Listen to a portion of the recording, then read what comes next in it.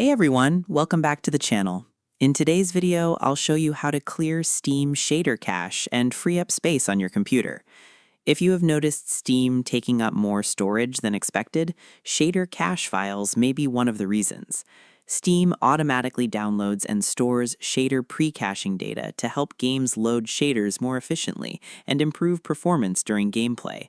While this can reduce stuttering in some games, the cache can grow over time and consume several gigabytes of disk space, especially if you have a large game library.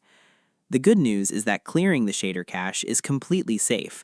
Steam can recreate these files when needed, so deleting them will not remove your games, save files, or account data. To begin, open Steam on your computer and sign into your account if you are not already logged in. Once Steam is open, look to the top left corner of the window and click Steam. From the drop-down menu, select Settings. If you are using the Mac version of Steam, click Steam in the menu bar and then choose Preferences. Inside the Settings window, look at the navigation menu on the left side of the screen and click Downloads.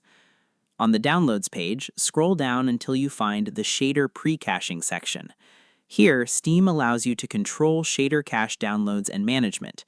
If you simply want to stop Steam from downloading additional shader cache data in the future, turn off the toggle labeled Enable Shader Pre-caching. This prevents Steam from downloading new pre-cached shader files for supported games.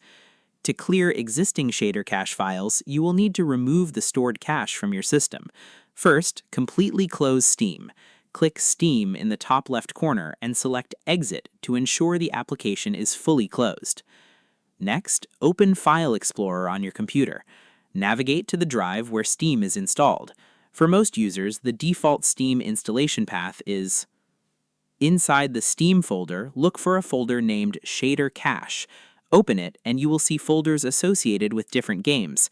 These folders contain the shader cache data that Steam has stored over time. Select the contents you want to remove, or delete the entire shader cache folder if you want to clear all cached shader files. Windows may ask for administrator permission before deleting some files. If prompted, click Continue. If you use multiple Steam library folders across different drives, you may also have shader cache data stored in those locations. Check each Steam library drive and remove any unnecessary cache files if needed. After deleting the cache, restart Steam. The platform will scan your installation and recreate any required shader files automatically when you launch supported games. Some games may take slightly longer to start the first time after clearing the cache, but this is normal.